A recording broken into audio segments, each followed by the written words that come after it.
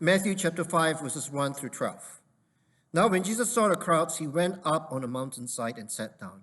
His disciples came to him, and he began to teach them. He said, "Blessed are the poor in spirit, for theirs is the kingdom of heaven. Blessed are those who mourn, for they will be comforted. Blessed are the meek, for they will inherit the earth. Blessed are those who hunger and thirst for righteousness, for they will be filled. Blessed are the merciful, for they will be shown mercy. Blessed are the pure in heart, for they will see God. Blessed are the peacemakers, for they will be called children of God. Blessed are those who are persecuted because of righteousness, for theirs is the kingdom of heaven. Blessed are you when people insult you, persecute you, and falsely say all kinds of evil against you because of me. Rejoice and be glad, because great is your reward in heaven. For in the same way they persecuted the prophets who were before you." God bless the reading of his word. Matthew 5, verses 1 through 12. In the eyes of the people, Jesus has become a superstar preacher who heals. After his 40 days of testing by the devil, Jesus returns to the northern province of Galilee to begin his ministry to people. Jesus visits every synagogue to proclaim the good news of the kingdom and to heal every disease and illness among the people. Jesus becomes very popular. This is what Matthew says about Jesus. Matthew 4, verse 25. Large crowds from Galilee, the Decapolis, Jerusalem, and Judea, and the region across Jordan followed him. What does Jesus do at the height of his popularity? Matthew 5, verses 1 to 2. Now when Jesus saw the crowds, he went up on a mountainside and sat down. His disciples came to him, and he began to teach them. Like Moses, who goes up Mount Sinai to receive the 10 commandments from God, Jesus now goes up the mountain to bring God's words to the people. That is why Matthew chapters 5 to 7 is sometimes known as the Sermon on the Mount. Jesus goes up the mountain to bring God's words to the people. What does Jesus teach the people? Jesus teaches the people how to be the people of the kingdom of heaven. If you read Matthew 5 to 7, you will find the words, the kingdom of heaven, repeated many times. What is the kingdom of heaven? As we all know, heaven is more than a place that we go to when we die. Heaven is heaven because that's where God dwells. Therefore, when Jesus teaches us how to be the people of the kingdom of heaven, he teaches us how to be the people who belong to this God of heaven. As the people who belong to the God of heaven, we have different values than those who belong to some other kingdom. Matthew tells us that on top of this mountain, the disciples of Jesus gather around him. What is a disciple? A disciple is someone who follows a leader. In those days, whatever the teacher does, you do. Wherever the teacher goes, you go. Therefore, the Sermon on the Mount, Matthew chapters 5 to 7, is a textbook for those who want to become the students of the teacher, Jesus Christ. The Sermon on the Mount begins with 8 statements which are called the Beatitudes. They are called the Beatitudes because they start with the word blessed. However, the people who are considered blessed by Jesus face many challenges. Here are the first 4 Beatitudes. Blessed are the poor in spirit, for theirs is the kingdom of heaven. Blessed are those who mourn, for they will be comforted. Blessed are the meek, for they will inherit the earth. Blessed are those who hunger and thirst for righteousness, for they will be filled. Matthew 5, verses 3 to 6. So what do we mean when we say someone is blessed? When someone is blessed, we often say that they experience some form of blessing or happiness from God. Therefore, the words blessed are can also be translated as happy are. However, when we look at these Beatitudes, They hardly describe someone who is experiencing some form of happiness.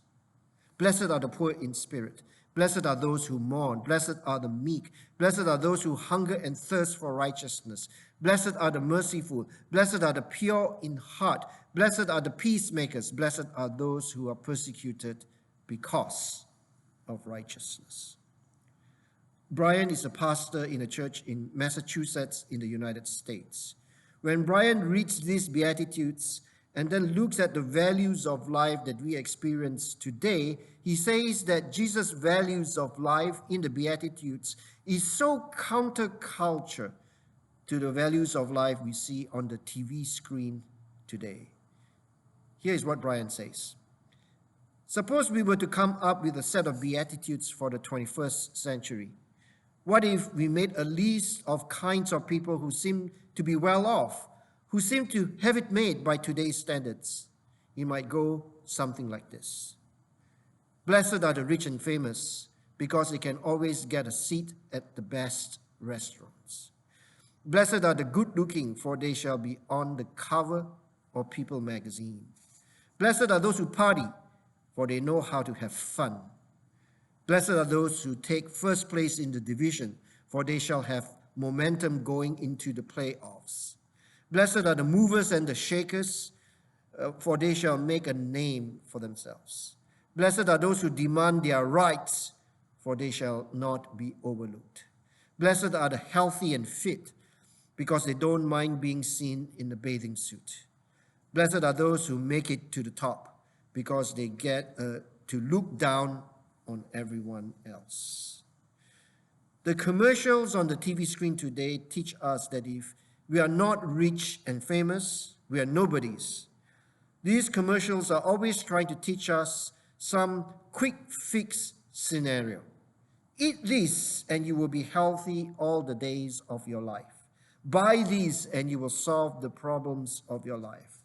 Go on this holiday and you will have a good time. Blessed are the poor in spirit, for theirs is the kingdom of heaven. Matthew 5 verse 3. This is the first beatitude. This is what one Bible student says. The state of being blessed is more than a temporary or circumstantial feeling of happiness. It is a state of well-being that God gives to those who are poor in spirit. Who are the poor in spirit? The poor in spirit are those who recognize that they are constantly in need of God's help. They realize that they are spiritually poor. They need to come to God all the time for God's saving grace. They confess their spiritual bankruptcy before God. God reveals himself to those who admit that they need God. This week I came across the story of Tanya, who lives in Bulgaria. Tanya is not her real name. She is a Christian but does not have much to live on. Here's Tanya's story. Some years ago, I lost my job and I was on public assistance. Then one day while I was riding the bus, someone robbed me and took my purse. I was very upset. This was the first time I had suffered this type of abuse. I did not worry about the money because I had only a small amount in my purse. The big problem for me was that my purse contained my card for the labor market. Without it, I would not receive my unemployment benefits. In a few days, I was able to regain my sense of peace. Also, I began to pray for the person who stole my purse. I hoped that this man had been in need and that my money would help him. However, I asked God to help me find my documents. And this happened. I received a call from the labor office. A young man had found my purse and had taken it there. I sought God's help every day, and God heard my prayers. Here are the final 4 Beatitudes. Blessed are the merciful, for they will be shown mercy. Blessed are the pure in heart, for they will see God. Blessed are the peacemakers, for they will be called children of God. Blessed are those who are persecuted because of righteousness, for theirs is the kingdom of heaven. Matthew 5, verses 7 through 10. In the seventh beatitude, Jesus promises that those who are peacemakers shall be called the children of God. Therefore, how do we spot a daughter of God? How do we recognize a son of God? We recognize them because they are peacemakers. Who are peacemakers? Canada is a pioneer in the world of international peacekeeping. In 1956, there was a crisis in the Suez Canal. It could have escalated into a war. However, Lester B. Pearson was the Canadian Secretary of State of Foreign Affairs. He had many years of experience in the United Nations. Within the United Nations, he argued for the establishment of the United Nations Emergency Force in the Middle East to prevent this crisis from escalating. This emergency force would not take sides but would keep the peace in situations of conflict. Canadian troops would participate in this peacekeeping effort. Since then, more than 125,000 Canadian troops have served in many countries all over the world in peacekeeping efforts. They wear that familiar blue helmet or blue beret. Lester B. Pearson was awarded the Nobel Peace Prize in 1957 for this peacekeeping initiative. I am proud to be a Canadian because of our peacekeeping history. I believe that the first step in being a peacemaker in God's eyes is to be a peacekeeper. As Christians, we are to bring people together if they are in conflict. As Christians who live in a world that so often breaks apart, God calls us to be salt and light to bring people together. Blessed are the peacemakers, for they will be called children of God. Matthew 5, verse 9. Jesus calls us not only to be peacekeepers, Jesus calls us to be peacemakers. How do we become peacemakers? How do we make peace? The Hebrew word for peace is shalom.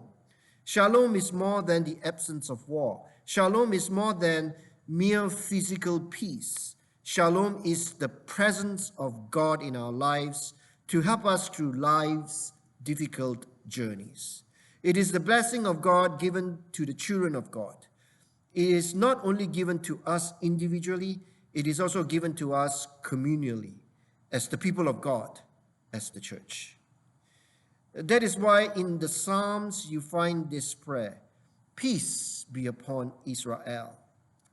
As the church, we are the people who have been blessed with God's shalom, God's profound peace, God's peace. We are peacemakers because we have the peace of Jesus in our hearts. Here is the peace that Jesus promises us. John 14, verse 27, peace I leave with you, my peace I give you. I do not give to you as the world gives. Do not let your hearts be troubled, and do not be afraid. Jesus ends his Beatitudes telling us that life is not going to be easy for us on account of him. People are going to question us because we have different values from them. Matthew 5, 11 to 12. Blessed are you when people insult you, persecute you, and falsely say all kinds of evil against you because of me. Rejoice and be glad, because great is your reward in heaven. For in the same way they persecuted the prophets who were before you. Here is a story of Jackie. Jackie becomes a Christian in her senior year of high school. Jackie attends a private Christian high school. I became a Christian in my senior year of high school, and my Christian youth leader encouraged me to share my faith with the student body.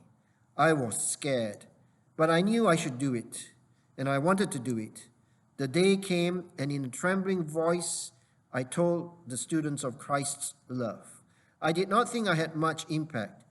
I was just happy it was over. But then, as I walked home a few days later, I saw a student from my school standing on her porch with an older relative.